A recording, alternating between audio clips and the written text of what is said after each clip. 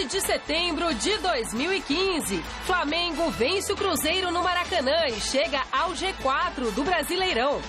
Artilheiro e líder de assistências do Corinthians no Campeonato Brasileiro, Jadson está se preparando para acordar cedo no domingo e engolir o Joinville no café da manhã. No Palmeiras, Marcelo Oliveira vê 2 vagas em aberto no G4 e acredita queda de desempenho, a lesões e desentrosamento. Em entrevista coletiva, o técnico Juan Carlos Osório reafirma: não pensou em deixar o São Paulo. Lucas Lima será a grande atração do Santos domingo contra a Ponte Preta no Moisés Lucarelli. CBF anuncia que pedirá à FIFA autorização para usar tecnologia no auxílio arbitragem a partir do próximo Campeonato Brasileiro. E ainda, Fabiana Müller planeja aposentadoria após Jogos Olímpicos do Rio de Janeiro. E atletas paralímpicos ganharão em breve centro de treinamento de ponta em São Paulo. Olá, olá, boa noite. Final de semana chegou e a expectativa é de grandes emoções em mais uma rodada do Campeonato Brasileiro. O líder Corinthians com 51 pontos, mais o Atlético Mineiro com 48 e o Grêmio com 45 brigam pelo título da competição. Flamengo, São Paulo e Atlético Paranaense com 38, Santos com 37 e Palmeiras com 35 continuam na briga pelo G4. Fluminense e Internacional somam 34 pontos e também sonham com aquela vaguinha na Libertadores da América. 3 jogos completaram ontem a 24ª rodada. Joinville e Chapecoense ficaram no 0-0. O Goiás venceu o Sport no Serra Dourada e no Maracanã a festa foi do Flamengo, que venceu o Cruzeiro e assumiu a 4ª colocação. Veja os gols. No Serra Dourada, o Goiás conseguiu o gol da vitória para cima do Sport a 10 minutos do fim do jogo. Carlos Eduardo, que havia acabado de entrar, recebeu o passe de Lineker e garantiu os 3 pontos ao Goiás. 1-0 e só. No Maracanã, o Flamengo engatou a 5ª vitória consecutiva no Brasileirão e entrou no G4. Contra o Cruzeiro, Alan Patrick abriu o placar no fim do primeiro tempo. No segundo, Luiz Antônio pegou a sobra da cobrança de escanteio e marcou um golaço. Chute na veia, sem chances para o goleiro Fábio. E ficou assim, Flamengo 2, Cruzeiro 0. Grande noite para você que acompanha o Gazeta Esportiva. Flamengo, quem diria, hein? Depois de 4 anos de volta ao G4 do Campeonato Brasileiro. Me surpreende essa campanha, porque o Flamengo, para mim, antes era candidato à luta, na luta para não cair para a segunda divisão, e de repente está indo no G4. Mostra também a capacidade do Oswaldo Oliveira. Acabou de chegar, é verdade, mas o futebol tem as suas ironias, né? Estava lá no Palmeiras, tal, mandaram embora, e agora o time que ele está dirigindo está melhor que o time que o despediu. Coisas do futebol, né, seu Alberto? Boa noite. Boa noite. Realmente o Flamengo chegando vai ser complicado, viu? Porque o Flamengo tem camisa, né? E saiu lá foi uma proeza extraordinária, né? Saiu lá de baixo, arranque só. O Flamengo e o Santos. São os dois que tiveram essa característica, né? O que é muito bacana, porque isso dá um salto desgraçado no futebol, né? No campeonato. Você falou do Oswaldo de Oliveira, o Alan Patrick também, né? O Alan Patrick, que jogou no Palmeiras, marcou o gol da partida e ainda ajudou no segundo gol de ontem, né? Na partida. Aliás, o Alan Patrick foi o jogador que conseguiu resolver um problema crônico do Flamengo, que é a armação de jogo, né? No meio de campo. O Flamengo jogava não tinha muito volante, mas não tinha um meia que soubesse organizar melhor as jogadas. E o Alan Patrick, que é cria do Santos, por sinal, ele passou pelo Palmeiras recentemente, sem ser aproveitado, pelo próprio Oswaldo, né? E agora está realmente resolvendo essa questão para o Flamengo. Legal. Então vamos, em cima disso, a nossa enquete de hoje, lá no site gazetesportiva.net. A pergunta é a seguinte: o Flamengo chegou ao G4 para ficar? Sim ou não? Acesse o nosso site e deixe lá o seu voto. O resultado eu divulgo no fim do programa de hoje. Chegou para ficar, gente? Eu acho cedo. O Flamengo tem ali concorrentes: Palmeiras, Santos, São Paulo, Atlético Paranaense. São times que você não pode descartar. O Grêmio. Não, eu acho que o Grêmio, Atlético e o Corinthians estão num nível acima. Acho que o Flamengo briga mesmo com o Palmeiras, com o São Paulo, com o Santos, com o Atlético Paranaense. Acho cedo para cravar. Para mim, não chega para ficar, não. E aí, Alberto? É a mesma coisa. Eu acho que esses todos citados pelo meu querido companheiro é exatamente isso. A posição ali, a quarta posição, vai ser muito disputada. Pelo menos 4, 5 times. Legal, tá emocionante, eu tô gostando. Bom, gente, a CBF anunciou agora no site da entidade que pedirá autorização à FIFA para utilizar tecnologia em auxílio aos árbitros a partir do Brasileirão do ano que vem. A decisão foi tomada após um encontro com membros da Comissão Nacional dos Clubes que solicitaram que essa medida fosse tomada devido ao grande número de erros dos árbitros na temporada. O projeto que será entregue à FIFA propõe a criação da função de árbitro de vídeo, um juiz que ficaria responsável por acompanhar as partidas através da transmissão da TV e avisar ao juiz principal via ponto eletrônico caso algum erro grave aconteça. O projeto prevê que o árbitro de vídeo atue em 6 situações. Em casos de dúvida se a bola entrou ou não no gol, se a bola saiu de campo em jogadas que posteriormente resultariam em gol ou pênalti, gols e pênaltis marcados e que poderiam ser evitados caso uma falta clara não tenha sido marcada antes, marcações de pênaltis fora da área, jogadas em impedimento que resultem em gol ou pênalti e jogadas violentas ou agressões que passem despercebidas pelos juízes. Se a FIFA assim autorizar, será uma medida pioneira no futebol mundial, embora a CBF diga que não espera que isso elimine todos os erros de arbitragem, pois será usada apenas em casos de erros claros dos árbitros. Então eu quero saber de vocês, Celso e Alberto Helena, acham que é uma boa ideia? Acham que vai funcionar? Eu sempre fui favorável à tecnologia no futebol. Acho que não tem como ela não existir. Ainda assim vai ser muito polêmico. Muitas vezes a gente fica aqui, vê o lance 5, 6 vezes e fica na dúvida ainda.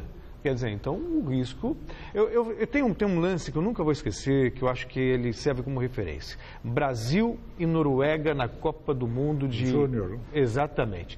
Todo mundo cravou que não houve o pênalti no toque do... E aí, de repente, uma imagenzinha de uma TV sueca mostrou o que ninguém tinha visto.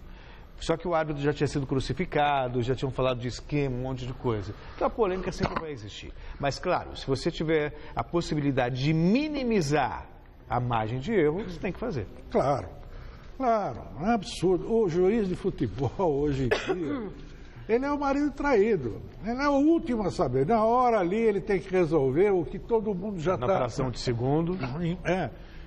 Quando inventaram, ou quando chegou aqui no Brasil o videotape, eu já defendi essa tese de que ele devia ser utilizado dessa maneira. Um sujeito lá fora do campo, assistindo na TV e fazendo... Quando o videotape passou a ser digitalizado, então, que é tão rápido, tão fácil... E esse problema de você não detectar uma jogada que parece que foi normal e, no entanto, foi ilegal, isso você também resolve com a tecnologia. Claro. Você aumenta o número de câmeras estrategicamente colocadas e tal. Porque o que se dizia...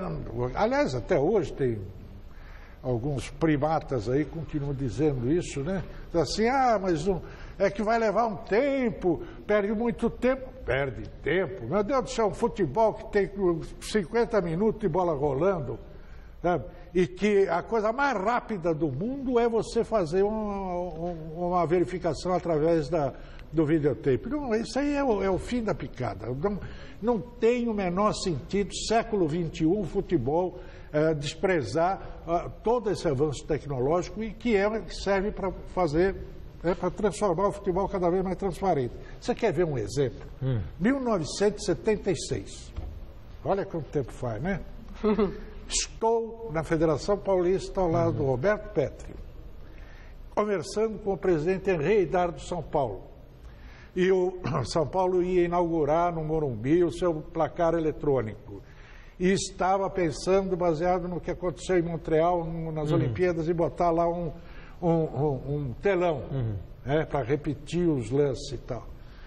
Estava, essa época, começando a aumentar a violência nos estádios. Aí eu disse para ele, ótima, só botar lá o telão. Quando reprisar a jogada, o torcedor vai ver que ele não tem razão para reclamar. Aí o Henri pensou, disse assim, não vou pôr esse telão não, viu? Porque o que interessa mais no futebol, o que alimenta o futebol é a dúvida, é a discussão, essa velha jogada dos cartolas. Foi a mesma coisa que me disse João Avelange, na época presidente da FIFA também, isso também há mais de 20 anos. O senhor não acha que chegou a hora de usar tecnologia no futebol? Não, meu filho, porque isso vai acabar com uma polêmica do futebol. Bobagem. Acaba com o futebol obscuro. Porque acaba aquela dor, se houve má fé ou se houve erro mesmo. É isso que interessa. Gente, Rio 2016, em Londres, os atletas paralímpicos do Brasil já haviam feito muito bonito. A expectativa é que eles conquistem um resultado ainda melhor em casa no ano que vem.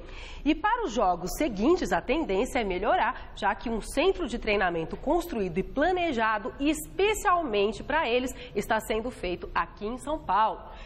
Foi lá que atletas dominaram o quadro de medalhas no Parapan de Toronto, foram homenageados. Veja aí na reportagem do Fernando Gavini. Dia de homenagens para os atletas paralímpicos brasileiros por causa do desempenho no Parapan de Toronto. Um show de medalhas, 257 no total, das quais 109 de ouro, mais do que a soma das conquistadas por Canadá e Estados Unidos, que ficaram respectivamente em segundo e terceiro no quadro de medalhas. A gente se surpreendeu também, a gente já esperava ganhar o Parapan, mas algumas medalhas surpreenderam, a gente teve um número maior do que a gente esperava de medalhas de ouro, isso é muito bom e mostra que a gente está no caminho certo para poder ficar no quinto lugar no ano que vem. Se os resultados já são bons, a expectativa é de que sejam melhores ainda daqui para frente. E o que vai ajudar bastante para que isso aconteça é a inauguração em breve do Centro Paralímpico Brasileiro, aqui em São Paulo, bem pertinho da rodovia dos imigrantes. 97% das obras já foram concluídas. A expectativa é que tudo seja entregue até o final do ano e que já esteja à disposição dos atletas no começo de 2016. O local tem capacidade de abrigar o treinamento de 15 diferentes modalidades e não será usado só para a preparação dos atletas, mas também para a pesquisa e desenvolvimento do esporte no Brasil. A gente teve esse sonho há alguns anos atrás e não foram há tantos anos atrás. Essa ideia começou em 2011, em 2012 e a gente conseguiu juntar o governo federal com o governo estadual e o governo do estado de São Paulo abraçou esse projeto de uma forma tão forte, tão ardorosa, que ele saiu do papel e virou obra e está quase acabando em tempo praticamente recorde. Philip Craven, presidente do Comitê Paralímpico Internacional, ficou impressionado com o que viu.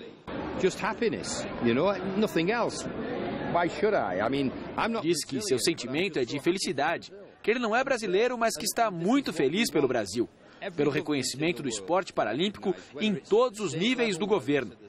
Todos perceberam que os atletas paralímpicos precisam das melhores instalações possíveis, assim como os atletas olímpicos. Se os dirigentes estão animados, imagine a felicidade dos atletas.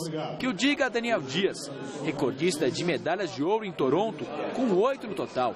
Ele se emocionou ao ver quase pronta a nova casa do paraesporte brasileiro. Isso aqui é a realização de um sonho, é algo espetacular e a gente sempre buscou isso, né, das pessoas olharem o esporte paralímpico, ali existem atletas e ponto. Eu acho que um centro desse vem mostrar isso, vem consolidar o grande momento que a gente está vivendo. E vendo agora, poxa, tá incrível isso aqui, é a nossa nova casa, né? As novas instalações estarão à disposição dos atletas pouco tempo antes da Paralimpíada do Rio. Um tempo curto, é verdade, mas o mais importante é pensar no futuro e no que vai vir daqui para frente. Uma coisa é construir, outra coisa é você manter. O Comitê Paralímpico Brasileiro, né, tem o desejo de dirigir, de conduzir esse centro, junto com o governo do estado de São Paulo e o governo federal, para que novas gerações de atletas venham. Para o Rio de Janeiro, a gente vai ficar 6, 7 meses aqui, mas para Tóquio, para os outros, são 4, 8, 12 anos. Então, as futuras gerações de esporte do Brasil têm um equipamento que poucos outros atletas no mundo têm. Eu pensar em tudo que eu passei quando eu comecei e ver que hoje essa molecada que vai começar agora, já vai começar a treinar num grande centro como esse, vai começar a ter contato com grandes atletas que já tiveram grandes conquistas, isso é espetacular, é algo muito bom para o esporte paralímpico brasileiro. Nos Jogos Olímpicos, as chances do Brasil dominar o quadro de medalhas são bem menores do que na Paralimpíada. As principais possibilidades de conquista são com velhos conhecidos que há tempos enchem nós brasileiros de orgulho. Uma delas é a saltadora Fabiana Müller, que há uma década é uma das melhores do planeta na modalidade. Hoje ela foi homenageada aqui em São Paulo e o repórter Felipe Esboril acompanhou. A saltadora Fabiana Müller enfrentou uma longa temporada em 2015. Foram quase 5 meses longe de casa, treinando, disputando campeonatos e ganhando medalhas. Tive competições super duras durante o ano, como os Jogos Pan-Americanos também, que foi com a Yaris Lecipa, cubana, que ganhou o Mundial, que foi outra competição bem acirrada.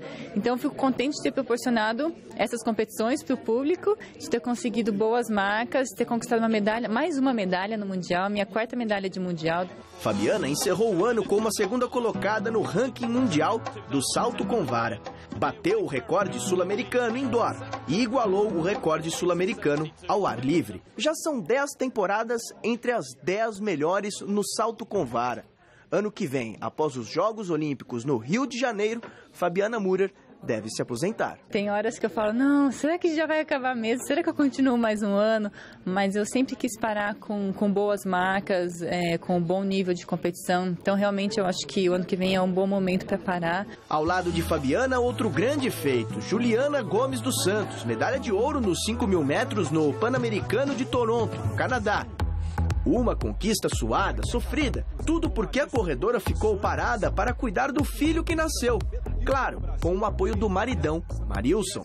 Para mim, como atleta, foi bem difícil, né? Que eu lembro que no começo mesmo da gestação, eu colocava roupa de treino e meio que me preparava. O Marilson virava para mim e falava, Ju, você não vai treinar, né? Você vai fazer só uma caminhadinha. E eu todo com aquele espírito de treino ainda. Então, assim, foi um período que eu falo que foi para mim recuperar mesmo, né? Já a volta é bem difícil. Por muitos anos, ela me deu muita força, né? Na verdade, a gente vive isso 24 horas por dia, né? Há mais de 15 anos, né? Então, um acaba complementando o outro, né? Muitas vezes, por mais que a gente não faça a mesma prova, né? Ela faz provas de pista, eu faço provas de rua, né? Maratona, às vezes não bate na mesma temporada, então a gente foca o momento de cada um. Um sucesso no atletismo, em torneios, mas nos Jogos Olímpicos do ano que vem a história é bem diferente. Com os pés no chão, a projeção é bem mais modesta. Uma, no máximo 2 medalhas olímpicas. Eu não diria que é modesta, eu diria que é realista, né? É o que a gente pode fazer, né? As razões para a gente mudar esse quadro, né? Por exemplo, o esporte na escola, que é a massificação do atletismo, é uma outra questão que tem que ser discutida em outra esfera, numa esfera governamental, a qual a gente tem visto aí uma série de problemas, mas de qualquer forma, hoje nós não temos isso sistematizado, né? Bem dentro da escola, o esporte é feito através de clubes, né? A gente depende de estrutura clubística. Estrutura que está sendo montada, mas que no atletismo ainda tem um longo caminho a ser percorrido.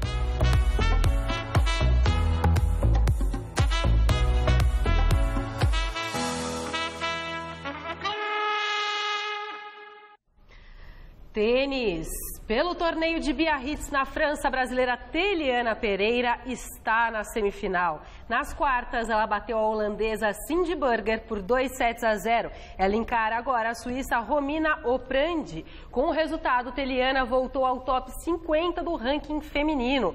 No US Open, as semifinais entre as mulheres, que ontem foram adiadas por conta da chuva, aconteceram hoje. E tiveram surpresas, viu, gente? A romena Simona Halep, que fazia grande campanha no torneio, foi derrotada pela italiana Flávia Pennetta por 2-0. Na decisão do Grande Slam, Pennetta irá enfrentar outra zebra italiana. Na semifinal, Roberta Vinci, número 43 do mundo, superou ninguém menos que a dona da casa e sempre favorita Serena Williams foram 2-1 em 2 horas de jogo. A final italiana do US Open acontece neste sábado. Agora vamos falar do domingo, porque a partir das 9h30 da noite, você já sabe, temos o nosso querido Mesa Redonda Futebol Debate, com todos os detalhes da rodada do Brasileirão. É isso mesmo, nossas equipes estarão no Allianz Parque para acompanhar o duelo entre o Palmeiras e o Figueirense na Arena. Também estaremos na Arena Itaquera para acompanhar Corinthians e Joinville. E no Moisés Lucarelli, sim, temos Ponte Preta e Santos. E claro, a gente traz as informações do jogaço, vai ser um belo jogo entre Grêmio e São Paulo em Porto Alegre e, lógico, da rodada completa, então não perca o nosso programa. Atenção, recado muito importante para você, telespectador. A gente quer a sua participação. A partir do dia 14 de setembro, próxima segunda-feira, você já vai poder votar para escolher os melhores jogadores do Campeonato Brasileiro de 2015 na 12ª edição do Troféu Mesa Redonda. É isso mesmo. O Troféu Mesa Redonda, gente, é a única premiação em que você aí de casa, torcedor, ajuda a escolher os premiados. A Lux Color, a Baltec e a Kron estão com a gente no Troféu Mesa Redonda deste ano. Inclusive, aproveito para mandar um grande beijo para o Michel Gaspar, da Kron, ele é palmeirense, para a Karina, para o Cícero, que é santista. Um grande beijo para vocês e obrigada pela confiança e parceria. E hoje tem futebol em 90 segundos. Toda sexta-feira, 2 integrantes da equipe de esportes aqui da TV Gazeta gravam um vídeo comentando os principais jogos da rodada do fim de semana. Você vai conferir a versão completa nas nossas páginas do Facebook, Twitter, que é o @gazesportiva, e no Google+. O vídeo de hoje contou com a minha participação e a do produtor Guilherme Camarda. O vídeo completo está lá disponível na internet, mas você confere aqui um trecho. Oi, gente do 90 segundos, tudo bem? Hoje o programa é temático do surf. Ah, não, é futebol, tem que falar, né? Futebol. Tá. Palmeiras e Figueirense sábado. E o Marcelo Oliveira tem falado muito sobre os erros em bolas paradas. Isso tem acontecido bastante. Eu acho que o problema do Palmeiras é que tem só um zagueiro. Corinthians e Joinville às 11 horas na Arena. Querem que a gente frise o fato de que é o primeiro jogo do Corinthians às 11 horas da manhã. Agora vamos pro Grêmio e São Paulo. Eu tô muito emocionada com o Grêmio. Eu acho que o Grêmio tá muito bem, obrigada. O São Paulo saiu de G4, né? Porque o Flamengo, depois de 4 anos... Deus me ajude, essa menina aí fala demais, não? Fala muito. Nem deixou o rapaz falar, o Guilherme Camarda. Eu, hein? Vou te falar. Quer ver as 4 horas, que são 90 segundos da Anitta falando, vai lá e acesse. 4 partidas abrem nesta noite a 25ª rodada do Campeonato Brasileiro da Série B. O Bahia recebe o Bragantino às 7 horas na Arena Fonte Nova. Às 8h30 temos Paraná e Paysandu em Curitiba e Oeste e Boa Esporte em Osasco. Às 9h30 em Mojimirim, o Mojimirim enfrenta o líder Botafogo. Amanhã, às 4h30, acontecem mais 5 jogos. O América Mineiro encara o Náutico na Arena Independência. Sampaio Correia e Ceará jogam em São Luís do Maranhão. No Arruda tem Santa Cruz e Luverdense. O ABC recebe o CRB na Arena das Dunas, em Natal. E no Serra Dourada jogam Atlético Goianiense e Vitória. Fechando a rodada, às 9 da noite, o Macaé enfrenta o Criciúma em Macaé. Confira agora como vai ser a rodada desse fim de semana no Campeonato Brasileiro da Série A. 2 jogos serão realizados amanhã. Coritiba e Internacional jogam às 6h30 no Couto Pereira. Às 9 da noite, na Arena do Verdão, temos Palmeiras e Figueirense. Corinthians e Joinville jogam no domingo às 11 horas da manhã na Arena em Itaquera. No mesmo horário, em Campinas, a Ponte Preta recebe o Santos. 4 partidas começam às 4 horas. No Maracanã, temos Vasco e Atlético Paranaense. Grêmio e São Paulo jogam em Porto Alegre. No Mineirão tem o duelo entre Cruzeiro e Atlético Mineiro e a Chapecoense recebe o Flamengo em Chapecó. 6h30 jogam Avaí e Goiás em Floripa e na Ilha do Retiro o Sport encara o Fluminense. Acho que eu consegui fazer na velocidade certa hoje. Gente, o Clássico Mineiro promete grandes emoções. De um lado o Cruzeiro, que se perder pode até entrar na zona de rebaixamento. E do outro, o Galo, que vai precisar de uma vitória e também torcer por um tropeço do Corinthians para assumir a liderança desse campeonato brasileiro. O técnico Levir Coupe falou da expectativa para esse jogo. O Atlético Mineiro segue no encalço do líder Corinthians. Depois de ver a distância cair de 7 para 3 pontos, o Galo agora terá pela frente o arquirrival Cruzeiro pela 25ª rodada do Campeonato Brasileiro. Uma vitória no Clássico pode levar a equipe mineira à ponta da tabela caso o Corinthians tropece diante do Joinville. E o que dá mais confiança à equipe comandada por Levir Coupe é o retrospecto recente, amplamente favorável ao Atlético. A gente vai procurar manter esse aproveitamento dos últimos 10 jogos, onde a equipe do Atlético foi superior, e a gente espera repetir bons jogos nesse domingo, para que a gente possa vencer a equipe do Cruzeiro e tentar se aproximar um pouco mais do líder. O técnico Levir Coupe terá quase todos os titulares à disposição para essa partida. A exceção será o atacante Thiago Ribeiro, suspenso. Com isso, Lucas Prato vai ser o principal responsável por marcar os gols do Atlético. O Cruzeiro é apenas o 13º colocado na tabela, mas o argentino já sabe muito bem que no Clássico isso não deve ser levado em consideração. Os clássicos são jogos à parte, que por mais que time esté bem e outro mais ou menos, van a hacer a diferença para o resto do torneio, pero sí, o jogador que fala que não quer jogar este partido é um mentiroso. Então, o mais lindo do clássico é poder disfrutarlo, poder sentirlo dentro do campo e que os torcedores também possam disfrutá-lo em paz. E se o atacante não conseguir marcar, o Atlético conta com o faro de gol do back artilheiro Léo Silva, que na última quarta-feira tornou-se o zagueiro atleticano com mais gols marcados ao fazer o 23º tento dele com a camisa do Galo. A gente recebe mensagem de agradecimento, de felicitações e a gente vai absorvendo tudo isso, vai tendo noção da expressão que é atingir uma marca como essa, com grandes zagueiros, e eu fico muito feliz em poder ter atingido essa marca e espero poder fazer mais, ampliar essa marca aí, fazer uma marca bem expressiva para ficar cada vez mais cravada aí na história do Atlético. Acho que é uma rodada que se inverte, Era a rodada passada, uma rodada complicada para o Corinthians, porque enfrentava o Grêmio pela força, o Atlético tinha uma, entre aspas, galinha morta, que era o Avaí. Exatamente. Agora é o Corinthians quem tem um adversário teoricamente fácil, obviamente no campo da retórica, E o Atlético tem um Cruzeiro pela frente, porque não dá para se iludir. Por mais que o Cruzeiro corra risco de entrar na zona de rebaixamento, eu me lembro também que o Atlético uma vez podia rebaixar o Cruzeiro goleou o Atlético. Então essa rivalidade equilibra demais as coisas, Eu vejo assim, por exemplo, Copa do Brasil, Libertadores e tal, esses campeonatos de mata-mata, com uma linha reta, em que as coisas vão acontecendo ali naquela estrada, uns vão caindo fora, outros vão seguindo. No caso do campeonato ponto corrido, como é esse do Brasileirão, eu vejo com uma rede em que está tudo entrelaçado, sabe? Os jogos têm uma relação com os outros, Tem gente que ainda diz que não tem emoção, não, essa coisa de primata. O seguinte, então esse jogo, como você bem disse, esses dois jogos estão casados, afora os outros. E a situação é essa mesmo. O Atlético corre sério risco por causa da rivalidade, e por causa do desespero do Cruzeiro. E que o Cruzeiro não tem um time, não é uma baba, não é um time muito ruim.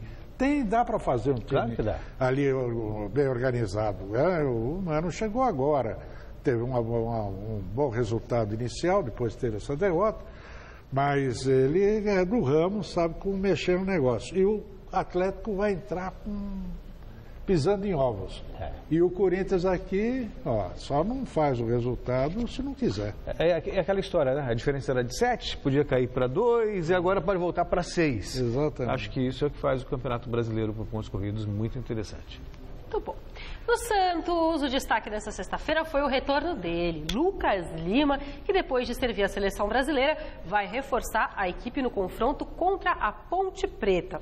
O repórter Osmar Garrafa esteve no CT Rei Pelé acompanhando o treino do Peixe. Confira. De volta da seleção brasileira, Lucas Lima é atração no treinamento do Santos. E o que será que essa primeira passagem do jovem valor santista na seleção pode acrescentar a ele e também à equipe da Baixada? Eu acredito que se ele continuar se preocupando em estar crescendo, melhorando, produzindo, fatalmente ele vai novamente merecer essa convocação.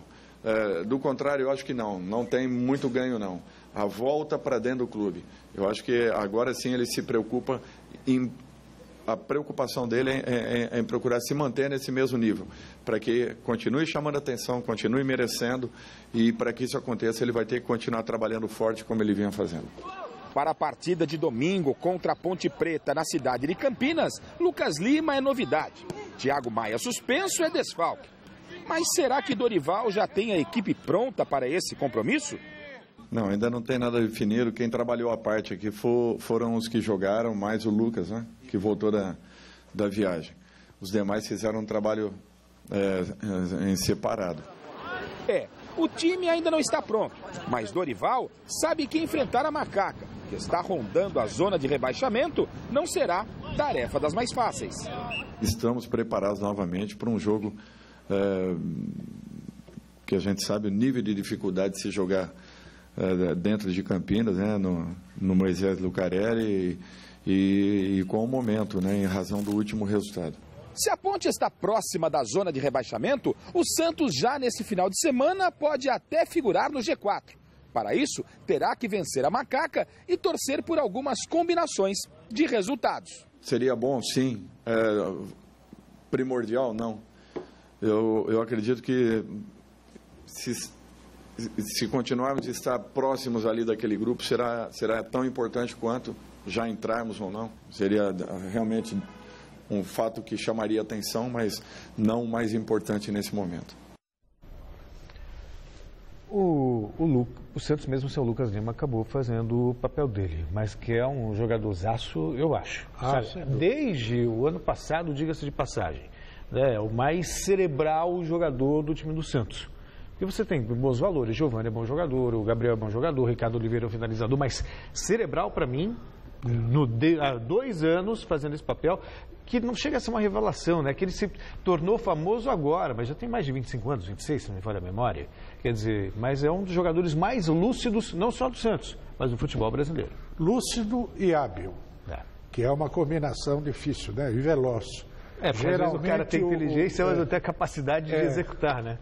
Ou que é muito lento e tal para executar. Mas enfim, o Santos dá prazer de ver jogar. Peixe bom. E aqui eu tenho que fazer uma reverência ao Alberto Helena Júnior. Que eu estava vendo o Santos assim, com um catastrofismo imensurável. E o seu Alberto aqui do meu lado dizia, não, o Santos tem time para ficar ali e brigar até por vaga da Libertadores e tal. Dito e feito. Pois é, dito e feito. Mas como você vai duvidar desse homem? Não é duvidar dele, eu duvidava do time. Presta atenção como ela está falando. O Alberto Helena Júnior. Não pode duvidar dele, jamais. Não, dele não. Além do Clássico Mineiro, outro jogaço da rodada acontecerá na Arena do Grêmio, em Porto Alegre. O tricolor gaúcho ainda sonha com o título e recebe o São Paulo, que luta por um lugar no G4. Os 3 pontos são fundamentais para os gremistas continuarem na cola do líder Corinthians. Depois de empatar em 1-1 com o Corinthians na quarta-feira em Itaquera, o Grêmio desembarcou ontem em Porto Alegre de olho no próximo adversário da equipe. O São Paulo, domingo, às 4 da tarde, na Arena do Grêmio. Uma grande equipe. A gente sabe que no Brasileiro não tem jogo fácil. E com certeza tem que entrar muito forte no domingo, porque vai ser um jogo dificílimo. Quando se trata de São Paulo, a gente tem que tomar cuidado sim, mas vamos contar com o apoio do torcedor. Espero que eles lotem o estádio no domingo para nos apoiar. Desfalque certo para o fim de semana será o zagueiro Jeromel, que sentiu uma lesão muscular. Mas o técnico Roger Machado deve contar com retornos importantes, como do atacante Luan, do goleiro Marcelo Groi e do zagueiro Eraso. A confiança gremista está em alta, tanto que o elenco foi muito festejado no desembarque. é o reconhecimento daquilo que nós estamos fazendo, né? A nossa entrega, a nossa determinação, a vontade, aquilo que nós demonstramos para o torcedor, que é você lutar até o final durante os jogos, faz com que o torcedor, né, se identifique com a gente, com o trabalho que a gente vai fazendo e tenha esse reconhecimento. Então é importante, é legal e que a gente nunca perca essa essência nossa, que é ser uma equipe muito competitiva, um grupo muito aguerrido, que todos se entregam ao máximo em prol do Grêmio.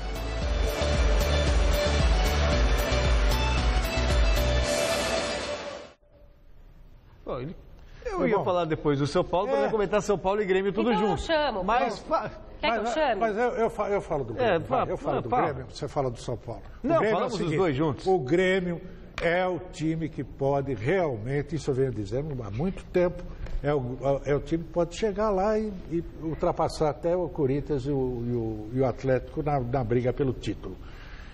Gosto demais desse time do Grêmio, joga com meias de habilidade. Juliano, Maicon, que o São Paulo mandou. Torcida inteligente. Mandou embora. São Paulo mandou embora. Jogador que sabe tocar a bola. Marca bem, tem saída de jogo. Tem saída de jogo, muito.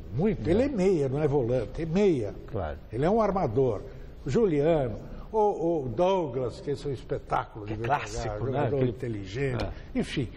E o Luan, que é o que estava faltando aí, porque estava servindo a seleção. Não sei se você concorda comigo, mas a minha leitura, claro que ainda tem 23 rodadas pela frente, mas a minha leitura é, brigam pelo título Corinthians, Atlético e Grêmio. Ponto. E aí resta uma vaga da Libertadores, que aí você tem meia dúzia brigando, que é Fluminense, Flamengo, Santos, Palmeiras, São Paulo e Atlético Paranaense. Sobre o Grêmio jogou com o Corinthians aqui em São Paulo como se estivesse jogando em casa. Criou mais possibilidades, teve a chance de sair com a vitória e realmente é um time que está impressionando e temos aí um jovem treinador. A gente tem questionado tanto a qualidade dos treinadores brasileiros, a questão da postura ultrapassada, anacrônica, e aí tem jovens promessas. Atente para o figurino de vovó, branco, azul e preto. Em homenagem ao Pegou? Vovó vencedora. Já o São Paulo, que ontem perdeu a 4ª colocação para o Flamengo e tem pela frente a parada duríssima, que é o Grêmio. O repórter Adriano Dolfi acompanhou mais um treino do São Paulo. Vamos ver. Finalmente, boas notícias para Juan Carlos Osório. Os zagueiros Breno, Lucão e Rodrigo Caio treinaram normalmente, assim como o lateral Carlinhos. Mais qualidade no elenco à disposição do treinador. Em la escalação você vai ver. Pero puedo falar que los 4, excepto Luis, que está suspenso, los 4 pueden jugar y van a estar para el juego. Mas parece que o goleiro Rogério Ceni ainda terá que esperar um pouco mais para voltar ao time. Todos conhecemos la decisión de Rogério, este es su último año y yo espero que él tenga el mejor remate posible en su carrera deportiva y ahora precisamos de que se recupere, se rehabilite 100% antes de jugar de novo para o time. O São Paulo vai jogar mais uma vez fora de casa, agora contra o Grêmio em Porto Alegre. Longe do Morumbi, a equipe já perdeu 7 partidas neste campeonato brasileiro. Mas o técnico Juan Carlos Osório não concorda que exista uma oscilação, citando bons resultados da equipe. Não, eu acho que hemos tenido buenos jogos contra Chapecoense, contra Joinville, contra Figueirense, contra Vasco, fora de casa. Então é uma situação que podemos repetir. O colombiano falou também das críticas a respeito de um São Paulo ofensivo quando atua fora de casa. Quando eu fui buscado e me propuseram um trabalho, essas mesmas pessoas falaram para mim textualmente: nós gostamos que você sempre joga a atacar, que você sempre busca ir al frente, que você sempre sale a buscar os partidos. Isso falaram para mim e me convenceram por isso. O treinador falou ainda sobre a repercussão no elenco após a entrevista coletiva do último clássico, quando citou a falta de qualidade e a incapacidade como razões pela derrota. Eu falei na coletiva anterior que fazemos bloques de 15 minutos, onde o objetivo principal é 10 ou 15 passes antes de atacar. Para o jogo contra Santos era fundamental, era muito importante fazer isso para controlar o jogo. En el jogo contra Santos, não tuvimos a capacidade de mostrar o que treinamos. No final, Osório foi perguntado se pensou em deixar o São Paulo e se a sinceridade nas palavras pode atrapalhar a relação com os jogadores. Eu creio que minha responsabilidade não somente com vocês, com a gente ligada a São Paulo, com os atletas e principalmente com minha família, é honestidade. Y he tratado siempre de hacerlo. Y si eso ocasiona problemas, los enfrento, no hay problema. Tá certo, Dona Osório. Tem que jogar com troca de passos, do meio de campo para frente, um time ofensivo, é assim que é o futebol eterno, que o pessoal gosta de chamar de moderno. Viu? Hoje, como sempre, futebol é isso, passar a bola e atacar. Para tanto, o time precisa ter organização e entrosamento. E jogadores com essas características das posições correspondentes. Por isso, Dona Osório, conselho de amigo, mantenha o time com Thiago Mendes, com Wesley, Ganso, Michel Bastos, Pato e o outro que pode ser esse menino Rogério que está começando. Põe esse time para jogar e deixa jogar para ver o que é que vai dar. Eu já ouvi até colegas de maneira pejorativa chamando o Osório de professor Pardal, que ele pensa que ele está no Real Madrid. Ora, ele vem para um futebol que ele não conhece. E o futebol brasileiro sempre foi famoso. O Guardiola mesmo, que o tic-tac, ele falou que o que inspirou foi a seleção de 82 do Brasil, quer dizer... 70. O pai dele, o avô dele diziam para ele que esse era o E ele citou também o de 82, e quer dizer, 82 que é a origem também do futebol brasileiro. Exato. Agora, os jogadores, eles não conseguem trocar 3 passes certos. E é o que o técnico espera de um jogador de futebol. Parece que ele ganha milhares de reais, alguns milhões de reais. Poxa vida, se não souber dar 3, 4 passes, é a mesma coisa que me contratar para vir para a televisão e eu falar tudo errado. Ué. Tá, deixa pra lá, eu ia brincar. No Corinthians, o pensamento é um só. Vencer o Joinville na Arena em Itaquera para seguir firme e forte na liderança do Campeonato Brasileiro. Confira as notícias do Timão na reportagem dele, Alexandre Silvestre. Tite segurou o Jadson no Corinthians quando o meia estava com as malas prontas e passagem quase comprada para a China. Ficou e deu certo. Cresceu de produção. Caiu nas graças da Fiel. Fez jus à troca com Alexandre Pato e hoje é o artilheiro e o líder de assistências do Corinthians no Campeonato Brasileiro. Fico feliz de ter esse aproveitamento aqui na equipe. Tanto com as assistências quanto com os gols. Eu acho que está sendo um ano muito bom para mim e para a nossa equipe. Eu acho que para fechar com chave de ouro, a gente conseguindo o título, eu vou ficar muito feliz. Na quarta-feira passada, contra o Grêmio, ele aumentou a estatística com um belo passe para o gol de Renato Augusto. Que fase do camisa 10! Ninguém mandou acreditar no Tite. O Tite, desde o começo da temporada, ele explicou como ele queria que eu atuasse, jogando mais pelo lado direito, mas também como armador, fazendo as jogadas pelo meio também. E ele me passou essas informações e, graças a Deus, as coisas começaram a dar certo. Conversa franca, papo reto, confiança mútua entre comandado e comandante. Jadson e Tite estão muito bem entrosados dentro e fora de campo. Quem lucra com isso, a equipe do Corinthians. E um dia, conversando com ele, eu brinquei assim, eu digo, Jadson, qual é a tua preferência, por dentro ou pelo lado flutuando? Aí diz ele assim,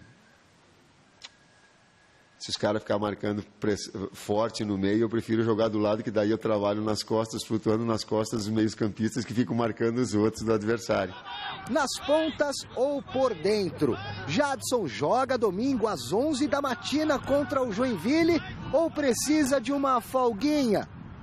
Pelo discurso dele, já está até treinando para acordar cedinho. Já começamos hoje, né, a preparação. Todo mundo acordou mais cedo para chegar aqui mais cedo no CT,